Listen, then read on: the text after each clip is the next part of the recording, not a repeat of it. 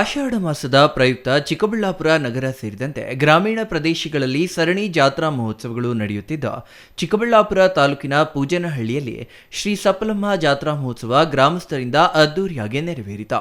ಪೂಜನಹಳ್ಳಿ ಗ್ರಾಮದಲ್ಲಿ ಕಳೆದ 14 ವರ್ಷಗಳ ಹಿಂದೆ ಕಾರಣಾಂತರಗಳಿಂದ ನಡೆಯುತ್ತಿದ್ದ ಜಾತ್ರೆ ನಿಂತಿತ್ತಂತೆ.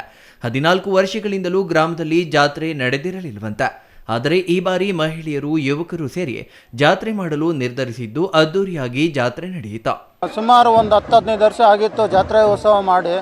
ಏನು ಇವತ್ತಿನ ದಿನ ಎಲ್ಲರೂ ಹೆಣ್ಮಕ್ಳು, ನಮ್ಮೂರಿನ ಹಿರಿಯರು ಎಲ್ಲರೂ ಸೇರ್ಕೊಂಡು ಏನೋ ಒಂದು ಜಾತ್ರೆ ಮಾಡೋಣ ಅಂತ ಅಂದ್ಕೊಂಡ್ರು.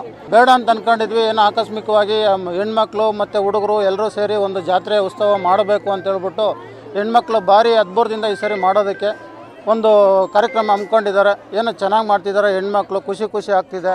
ನಾವು ಮಾಡಿ ಒಂದು 13 ವರ್ಷ 14 ವರ್ಷ ಆಗಿತ್ತು. ಏನೋ ಈ ಸರಿ ಹಮ್ಮಿಕೊಂಡ್ವಿ. ಏನೋ ಒಳ್ಳೆ ಚೆನ್ನಾಗಿ ಆಗ್ತಿದೆ. ಇನ್ನೂ ಚೆನ್ನಾಗಿ ಇದಾಗಬೇಕು, ಇನ್ನೂ ವರ್ಷ ಮುಂದೆ ಮಾಡಬೇಕು ಅನ್ನೋದನ್ನು ನಾವು ಅನ್ಕೊಂತೀವಿ.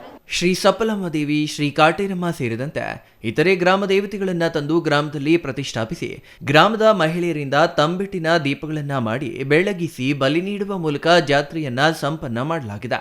14 ವರ್ಷಗಳ ನಂತರ ನಡೆಯುತ್ತಿರುವ ಜಾತ್ರೆಯಾದ ಕಾರಣ ಗ್ರಾಮದಿಂದ ಮದುವೆಯಾಗಿ ಹೋಗಿರುವ ಹೆಣ್ಣು ಮಕ್ಕಳು ಸೇರಿದಂತೆ ನೆಂಟರಿಂದ ಗ್ರಾಮ ಕಂಗೊಳಿಸುತ್ತಿತ್ತು.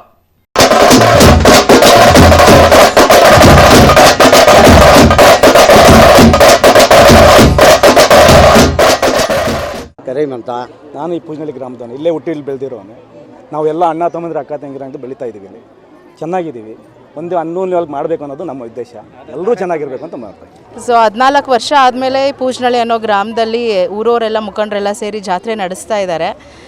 ಎಲ್ಲ ಒಳ್ಳೇದಾಗುತ್ತೆ ಅಂತ ಅಂದ್ಕೊಳ್ತಾ ಇದ್ದೀವಿ. ದೇವರ ಆಶೀರ್ವಾದ ಈ ಗ್ರಾಮದ ಮೇಲೆ ಯಾವಾಗಲೂ ಇರಲಿ ಅಂತ ಕೇಳ್ಕೊತಾರೆ. ಖುಷಿ ಆಗ್ತಾ ಇದೆ. 14 ವರ್ಷ ಆದಮೇಲೆ ಮಾಡ್ತಾ ಇದ್ದಾರಲ್ವಾ, ಚೆನ್ನಾಗಿ ಖುಷಿ ಆಗ್ತಾ ಇದೆ.